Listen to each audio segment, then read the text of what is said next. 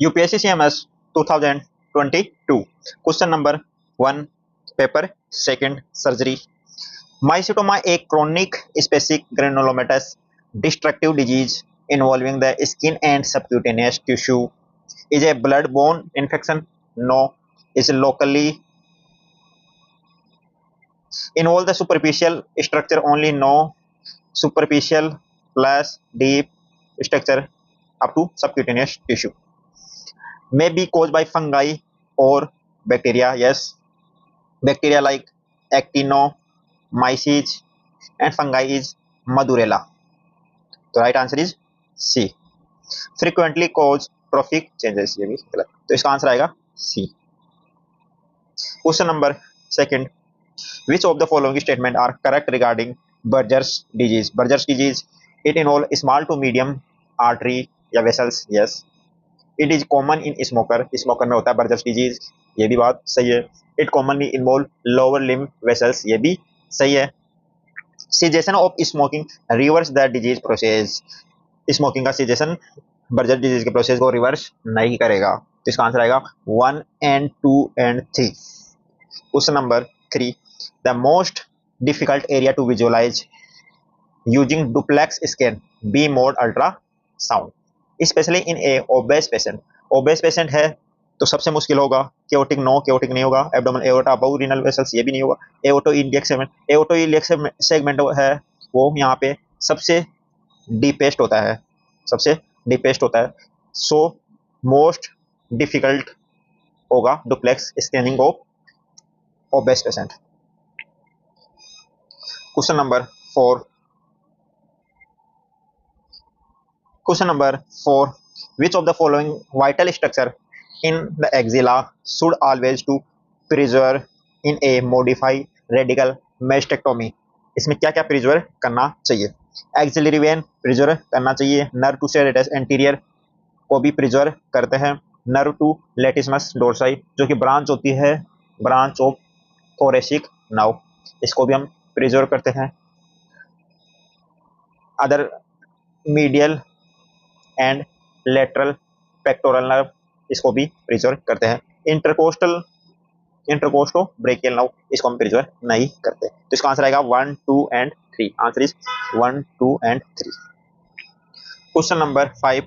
The most common metabolic abnormality associated with gastric outlet obstruction. Gastric outlet obstruction होगा तो projectile vomiting होगी. जब obstruction आ गया तो वोमिटिंग होगी क्योंकि खाना आगे नहीं जा पाएगा. वोमिटिंग होगी तो लॉस ऑफ फ्लूइड का लॉस होगा, पोटेशियम का लॉस होगा एंड HCl का लॉस होगा. जो गैस्ट्रिक एसिड है उसका लॉस हुआ. फ्लूइड का लॉस हुआ तो डिहाइड्रेशन हुआ,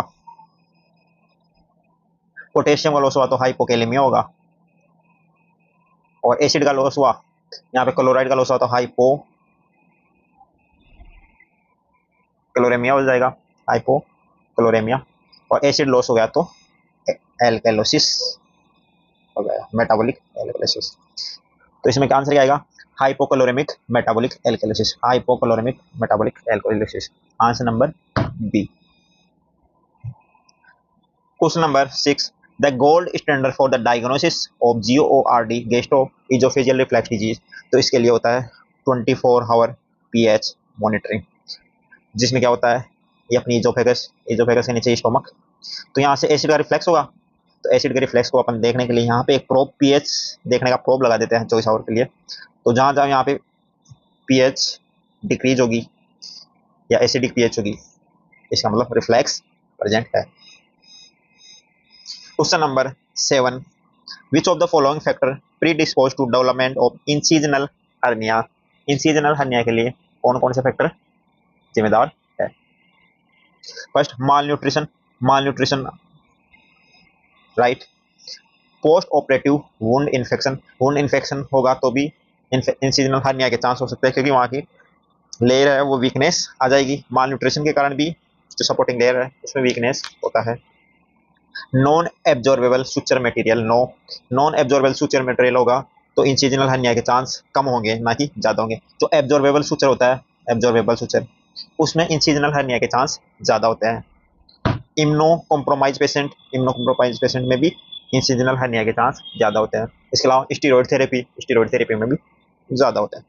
तो यहाँ पे आंसर आएगा 1, 2 and 4, answer number B. Question number 8, which of the following statement regarding papillary thyroid cancer are correct? PTC, PTC क्या होता है? The most common malignant tumour of thyroid gland, yes, most common PTC होता है। The more common in young female, ये भी सही बात है क्योंकि इसकी एज ग्रुप होती है 20 to 40 एज ग्रुप में, और फीमेल में मोर कॉमन होता है मेल की तुलना में, तो ये भी सही है।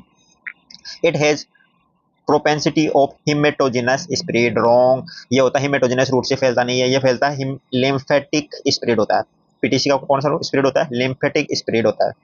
डिस्टेंस मेटास्टेटिस आर अनकॉमन, ये भी बात सही है क्योंकि लिम्फेटिक होगा तो स्लो होगा तो डिस्टेंस तक नहीं जा पाएगा, तो ये अनकॉमन होगा, अनकॉमन मतलब आसानी से डिस्टेंस मेटास्टेसिस नहीं होगा इसमें। तो इसका आंसर आएगा 1, 2 एंड 4, 3 तो गलत है, तो 1, 2 and 4।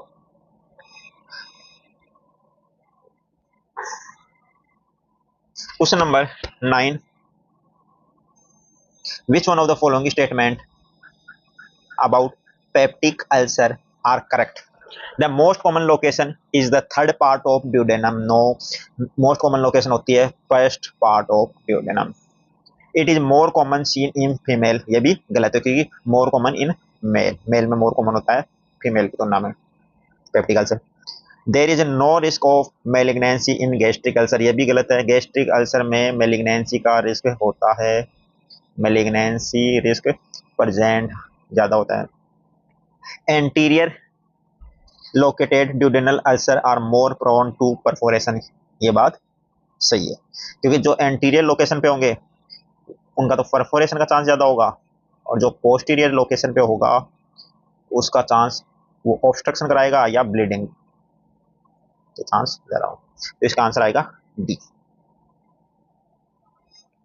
Question number 10, which one of the following statement regarding annular pancreas are correct? It results from the failure of rotation of dorsal pancreatic bud during development, ये तो गलत है क्योंकि जो एनुलर पेनक्रियाज होता है वो होता है वेंट्रल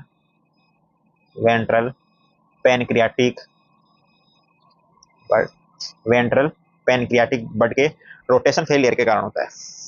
दूसरा, a ring of pancreatic tissue surround the second और थर्ड पार्ट ऑफ ड्यूडेनम, ये बात सही है, ये अपना ड्यूडेनम का ये सेकेंड पार्ट और ये थर्ड पार्ट इसके जंक्शन पे होता है pancreas.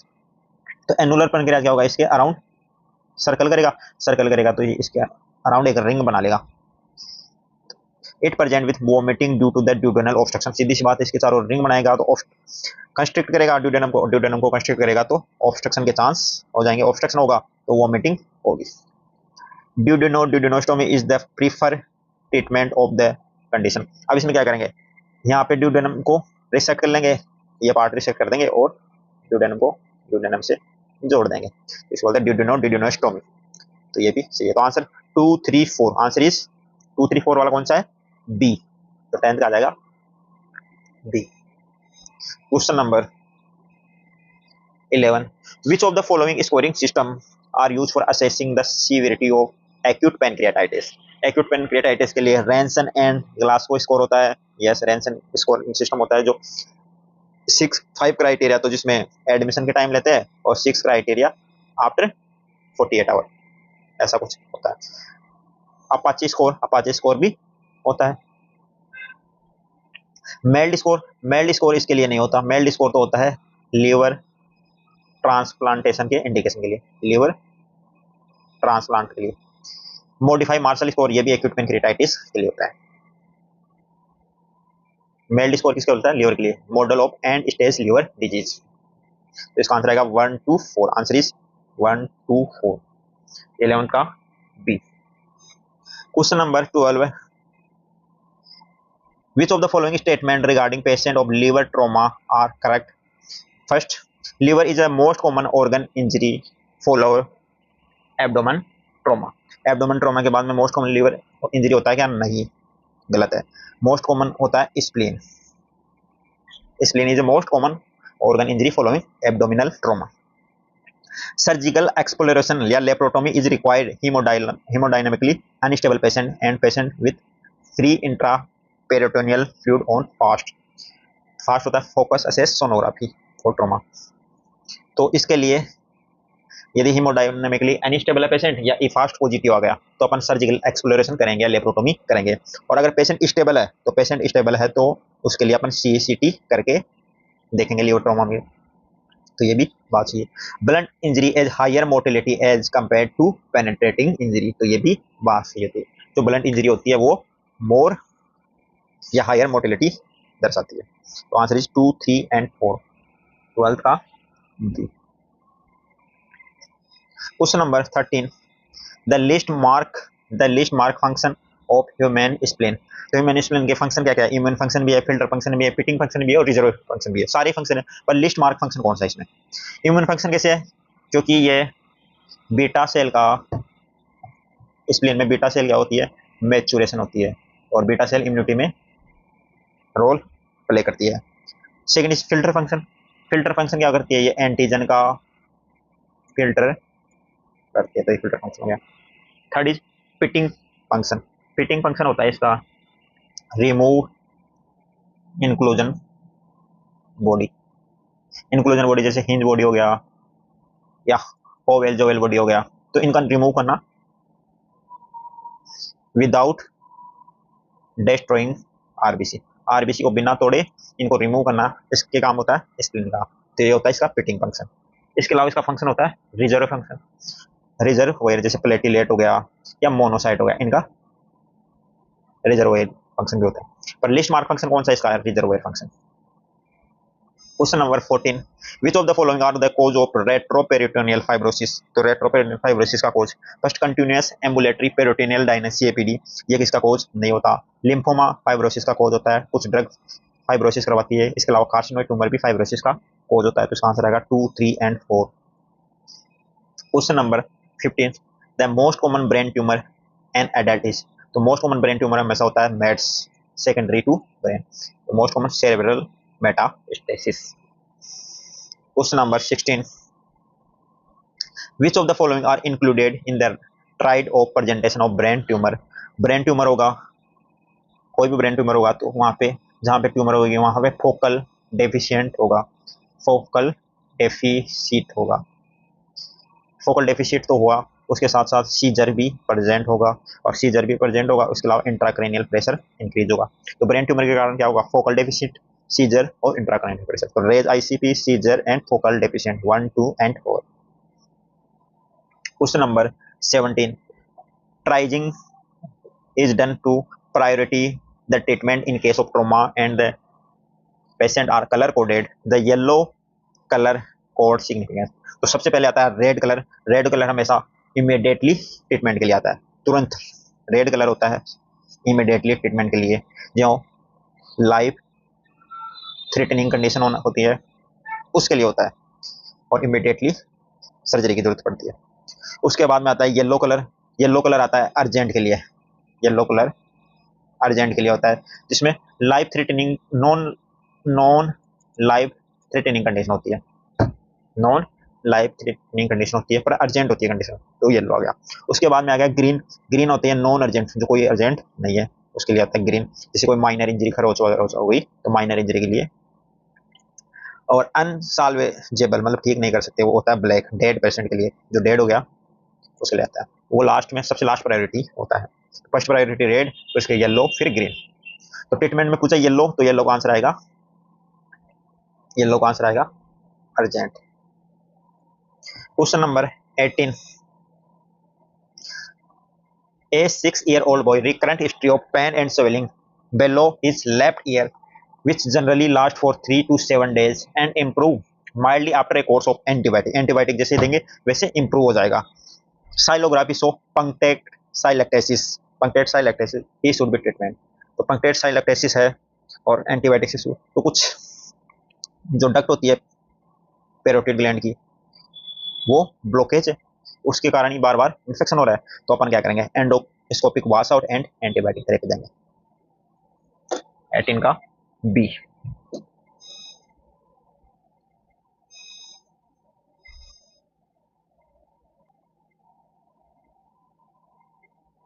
Question number 19, hypotension in unconscious head injury patient is most commonly due to, तो hypotension अनकॉन्शियस पेशेंट में most commonly associate injury of abdomen और चेस्ट के साथ एसोसिएट रहता है, क्योंकि चेस्ट के साथ एसोसिएट रहेगा तो हार्ट को इफेक्ट करेगा, और हार्ट को इफेक्ट करेगा तो hypotension most commonly the. Question number 20,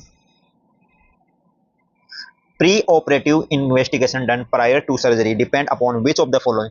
pre-operative investigation, तो first type of surgery, yes type of surgery, कौन सी सर्जरी करवा रहे हैं उस पर डिपेंड करता है। पेशेंट ओरिजिन, उस पर भी डिपेंड करता है, पेशेंट कैसा है, पेशेंट के कोमोर्बिडिटी, पेशेंट के साथ कोमोर्बिडिटी क्या क्या है, उस पर भी पेशेंट की इन्वेस्टिगेशन डिपेंड करती है। एक्सपीरियंस ऑफ सर्जन, सर्जन का एक्सपीरियंस प्री ऑपरेटिव इन्वेस्टिगेशन उस पर डिपेंड नहीं करती। तो इसका आंसर आएगा 1, 2 and 3। Question number 21, which of the following include grade 2 acute cholecystitis as per Tokyo conscience guideline for the severity. तो ग्रेड 2 के लिए सबसे पहले टोक्यो गाइडलाइन, ग्रेड फर्स्ट के लिए क्या होता है, जिसमें एक्यूट, ग्रेड फर्स्ट में क्या होता है, acute cholecystitis acute cholecystitis without organ dysfunction. उसके बाद में सेकंड में आता है एक्यूट कोलेसिस्टाइटिस के साथ साथ WBC काउंट मोर देन 18,000 पर mm³, इसके साथ मार्क इन्फ्लेमेशन हो रहा हो, और थर्ड 72 आवर से ज़्यादा हो गया हो। Fourth palpable mass in right upper quadrant. First grade तो कब देंगे, जब एक्यूट कोलेसिस्टाइटिस होता है only without organ dysfunction. Second grade कब देंगे, एक्यूट कोलेसिस्टाइटिस के साथ WBC काउंट इंक्रीज हो रहा हो, इन्फ्लेमेशन हो, 72 आवर से ज़्यादा हो गया हो, और palpable mass in right upper quadrant में हो। थर्ड ग्रेड कब देंगे, एक्यूट कोलेसिस्टाइटिस के साथ ऑर्गन डिसफंक्शन भी प्रेजेंट हो, तो अपन थर्ड ग्रेड दे देंगे। अब क्वेश्चन में पूछा है सेकंड ग्रेड का पूछा है, तो सेकंड ग्रेड में एलिवेटेड WBC काउंट, यस ये तो होता है। रीनल डिसफंक्शन या ऑर्गन डिसफंक्शन ये होता है कैटेगरी थर्ड में, तो यहाँ पे नहीं होगा। ड्यूरेशन मोर देन 72 आवर ये तो होता है। मार्क और लोकल इन्फ्लेमेशन ये भी होता है। तो 1, 3 एंड 4 इसका answer is C. The maximum tensile strength that is wound can reach after the healing is complete in comparison to normal of skin। तो मैक्सिमम हमेशा 60 to 80% तक ही आता है, इससे ज्यादा नहीं आता। 80% तक आ जाता है 2 मंथ के बाद में, इससे ज्यादा स्ट्रेंथ नहीं आती। The most common site for development of a pressure sore in debilitated patient, तो मोस्ट कॉमन साइट होती है ischium। Question number 24, Which of the following are included in the triple assessment in case of breast? तो triple assessment में क्या क्या आता है, first clinical assessment, yes clinical assessment आ गया, रेडियोलॉजिकल असेसमेंट भी आता है। रेडियोलॉजिकल में जैसे ब्रेस्ट की USG और मेमोग्राफी ये रेडियोलॉजिकल। हिस्टोलॉजिकल असेसमेंट में आ गया FNAC और ट्रू कट बायोप्सी, ये इसमें आ गया। क्लिनिकल असेसमेंट में सेल्फ एग्जामिनेशन या क्लिनिकल एग्जामिनेशन, तो ये ट्रिपल असेसमेंट आ गया, क्लिनिकल असेसमेंट, रेडियोलॉजिकल असेसमेंट या histopathological assessment. Sentinel lymph node biopsy इसमें नहीं आता। तो answer is 1, 2 and 3। Question number 25, which of the following are the extra intestinal manifestation of Crohn's disease related to disease activity? Disease activity से related कौन सा manifestation है? तो according Bailey and Love surgery book के अनुसार जो disease activity के साथ एसोसिएट होते हैं उसमें आता है एमाइलोइडोसिस आ गया, पायोडर्मा, गैंग्रीनोसम आ गया, ये भी एक्स्ट्रा इंटेस्टाइनल मैनिफेस्टेशन है जो डिजीज एक्टिविटी से रिलेटेड होता है। आर्थ्रोपैथी आ गया, इसके अलावा एप्थस अल्सर, एप्थस अल्सर ये भी डिजीज एक्टिविटी के साथ एसोसिएट होता है। इसके अलावा eye complication like iritis and uveitis ये भी इसके साथ एसोसिएट होता है।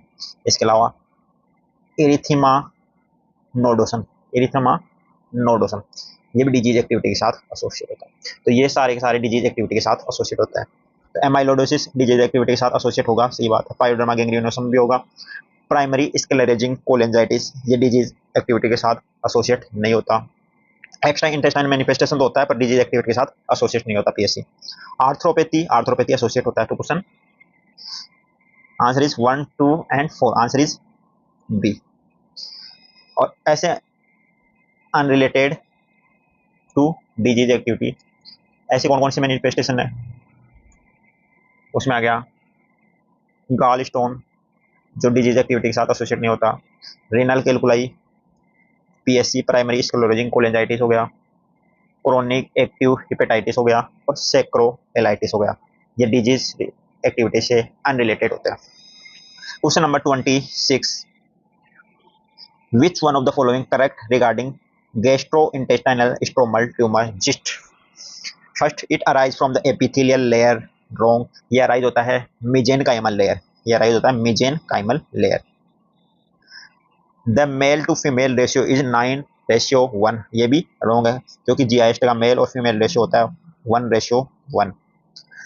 सी, 50% अराइज फ्रॉम द स्टोमक, हाँ ये सही बात है। 50% तो स्टोमक से अराइज होता है और 30% अराइज होता है या 25% अराइज होता है स्मॉल इंटेस्टाइन से। Lymphatic spread are seen in commonly, तो लिम्फेटिक स्प्रेड नहीं होता है, इसमें होता है लोकली स्प्रेड ही होता है, जिस्ट में लोकली स्प्रेड, लीवर, पेरिटोनियल और ओमेंटम में लोकली स्प्रेड होता है। तो इसका आंसर आएगा सही कौन सा है 50%।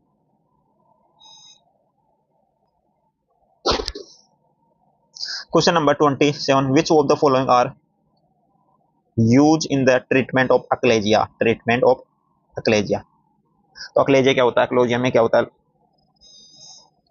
लोअर इजोफेजियल स्पेक्ट्रा होता है, उसकी टोन इंक्रीज हो जाती है, इसी के कारण बेरियम स्टडी में बर्ड पीक साइन आता है। अब इसके ट्रीटमेंट के लिए क्या करेंगे, लोअर इजोफेजियल स्पेक्ट्रा को रिलैक्स करेंगे। अब रिलैक्स कैसे कर सकते हैं, फर्स्ट बोटुलियम टॉक्सिन, बोटुलियम टॉक्सिन क्या करेगा, तो ये आंसर सही है। बोटुलियम टॉक्सिन करता है एसिटाइलकोलिन रिलीज को इनहिबिट करता है और रिलैक्स करता है लोअर इजोफेजियल स्पेक्ट्रा को। बीटा ब्लोकर का कोई योगदान नहीं होता एक्लेजिया में, तो बीटा ब्लोकर इसके ट्रीटमेंट में कोई योगदान नहीं।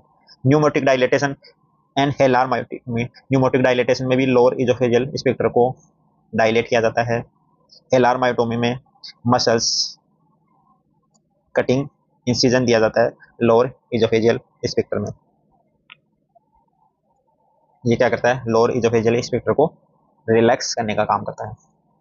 तो आंसर आ जाएगा 1, 3, 4, 1, 3, 4, 27 का C. Question number 28, which of the following are the intraoperative feature of viable small bowel? Viable small bowel मतलब लाइव या नॉन नेक्रोटिक। तो विजिबल पेरिस्टालसिस, यस वायबल होगी तो पेरिस्टालसिस अच्छा खासा दिखेगा। Flabby intestinal musculature, no flabby नहीं दिखेगा, ये फ्लेबी तो किसमें दिखता है, नेक्रोटिक स्मॉल इंटेस्टाइन में दिखता है फ्लेबी तो, पर वायबल में फ्लेबी नहीं दिखेगा। Shiny appearance of the small bowel valve, हाँ स्मॉल बोवेल वाल्व साइनी दिखेगी। Visible pulsation is a mesenteric artery, ये भी वायबल का साइन है। तो वायबल में कैसे कैसे देखते हैं वायबल, एक तो कलर देखते हैं, इसके अलावा पेरिस्टालसिस देखते हैं वायबल के लिए, पल्सेशन देखते हैं, तो ये सारे देखते हैं। तो इसका आएगा 1, 3 and 4, 1, 3 and 4। Question number 29, which of the following statement regarding peptic ulcer are correct? Duodenal ulcer are more common as compared to gastric ulcer, ये तो बात सही है, duodenal ulcer more common होते हैं। और more common भी कौन से पार्ट में, हेलिकोबैक्टर फर्स्ट पार्ट में होता है, Helicobacter pylori and NSAID are the most common causative agents, ये भी बात सही है, एच पाइलोरी का bleeding is the most common complication associated with posterior duodenal ulcer, posterior duodenal ulcer के साथ ब्लीडिंग मोस्ट कॉमन एसोसिएट रहता है, ये भी सही है। तो 1 2 and 3। Question number 30, which of the following statement are correct regarding Budd Chiari syndrome. तो बर्ड चेरी सिंड्रोम होता है venous drainage. Budd Chiari syndrome में क्या होता है, ये लीवर और लीवर से ये हिपेटिक वेन, तो venous drainage of liver is the occluded by hepatic vein thrombosis. तो हिपेटिक वेन और हिपेटिक वेन आगे जाके आईवीसी में ओपन होती है और आईवीसी हार्ट में ओपन होता है। तो इसमें क्या होता है, जो हिपेटिक वेन है वहाँ पे ओक्लूजन हो जाता है या थ्रोम्बोसिस हो जाता है। थ्रोम्बोसिस हो गया तो लीवर का विनस ड्रेनेज ओक्लूड हो जाएगा, तो ये तो सही है। Most commonly affected in young male, second क्या है, most common affected young male, तो ये रॉन्ग है। ये अफेक्टेड होता है मोर कॉमनली फीमेल में। It associate with protein C, protein S and antithrombin deficiency के साथ एसोसिएट रहता है, क्योंकि ये प्रोटीन सी और प्रोटीन एस ये होते हैं थ्रोम्बोसिस को रोकते हैं, और इनकी कमी हो जाएगी तो थ्रोम्बोसिस हो जाएगा। बर्ड चेरी सिंड्रोम क्या होता है, हिपेटिक वेन का थ्रोम्बोसिस होता है, तो इनकी कमी से हो गया। Abdominal discomfort and ascites are the most common feature associate with acute thrombosis. सीधी सी बात है, यहाँ पे अकुलजन हो गया तो नीचे इसको सप्लाई कौन करता है, पोर्टल वेन, और पोर्टल वेन में प्रेशर इंक्रीज हो गया तो यहाँ पे फ्लूइड लीक होगा, और फ्लूइड लीक होने से एसाइटिस होगा। तो आंसर इज 1 3 एंड 4, 1 3 एंड 4। 30 का आ जाएगा C. Question number 31, which of the following are included in Ranson scoring system to predict the severity of acute pancreatitis at the time of admission। तो at the time of admission होता है 5 scoring system. 5 में first WBC count more than 15 into 10 के pound 10, yes गलत, ये गलत है। WBC count के लिए क्राइटेरिया होता है इसमें 16,000 पर mm3, तो ये गलत हो गया। Blood glucose more than 200 milligram per decilitre, ये तो सही है। LDH मोर देन 350 यूनिट पर लीटर, ये भी सही है। AST मोर देन 250 यूनिट पर लीटर, ये भी सही है। तो 1 2 3 4 4 क्राइटेरिया तो ये हो गया एडमिशन के टाइम। उसके अलावा एज मोर देन 55 ईयर, ये एडमिशन के 5 क्राइटेरिया होते हैं एडमिशन के टाइम में एक्यूट पेनक्रेटाइटिस के। इसके अलावा 6 क्राइटेरिया होते हैं, वो 48 आवर के बाद में होते हैं। 6 क्राइटेरिया 40 आवर के बाद में। 6 क्राइटेरिया में हो गया, हिमेटोक्रिट ड्रॉप हो जाएगी more than 10%, blood urea nitrogen increase हो जाएगा more than 5 milligram per decilitre, तो hematocrit drop more than 10%, blood urea nitrogen increase more than 5 milligram per decilitre, calcium decrease more than less than 8 milligram per decilitre, PO2 less than 60 mmHg partial pressure of oxygen, base deficient more than 4 milliequivalent per liter, and fluid loss more than 6 liter। तो ये after 48 hour और at the time of addition, these 5 criteria. तो ये पूछा admission के time criteria कौन कौन से है। WBC काउंट ये वाला गलत है, WBC काउंट आएगा 16 पर 1000 पर mm3, तो answer is 2 3 and 4, answer is B. Question number 32, cystic fibrosis involve which of the following organs. Lungs को इन्वॉल्व करता है, लिवर को इन्वॉल्व करता है, पैनक्रियाज को करता है, किडनी को इन्वॉल्व नहीं करता है, तो answer is 1 2 and 3। Question number 33, the commonest variety of peritoneal metastasis, तो answer is discrete nodules. Question number 34, which of the when the hernia extend between the layer of abdominal wall muscles and not directly through them, तो यदि layer के बीच में होगा तो इसको hernia बोलते हैं स्पीजेलियल हर्निया। स्पीजेलियन हर्निया किसके थ्रू होता है, स्पीजेलियन फेशिया, और स्पीजेलियन फेशिया क्या होती है, तो स्पीजेलियन हर्निया क्या होता है, a hernia through, a hernia herniation of abdominal content, abdominal content का हर्निएशन हो जाएगा through Spigelian fascia, Spigelian fascia through हो जाएगा। और स्पीजेलियन फेशिया होते हैं which comprise of transverse abdominis and internal oblique aponeurosis. तो स्पीजेलियल फेशिया होता है वो बनता है transverse abdominis and inter oblique aponeurosis से। तो ये इसका हो गया। Question number 35, which of the following are tension free inguinal hernia repair. जो टेंशन फ्री कौन सा होता है, जो मेस रिपेयर वाला होता है वो हमेशा टेंशन फ्री रहता है, और जो सुचर रिपेयर होता है वो टेंशन फ्री नहीं होता। तो यहाँ पे मेस स्टोपा स्टोपा मेस रिपेयर है, लाइकेनिस्टेन ये भी रिपेयर मेस रिपेयर है, लेप्रोस्कोपिक टोटल एक्स्ट्रा पेरोटेनियल रिपेयर ये भी मेस रिपेयर। तो ये ऊपर वाले तीनों की तीनों क्या मेस रिपेयर, तो ये tension free inguinal hernia repair है। डिसऑर्डर रिपेयर होता है वो सुचर रिपेयर होता है जिसमें सुचरिंग करते हैं अपन। तो इसका आंसर आएगा 1, 2 एंड 3, 1, 2 एंड 3।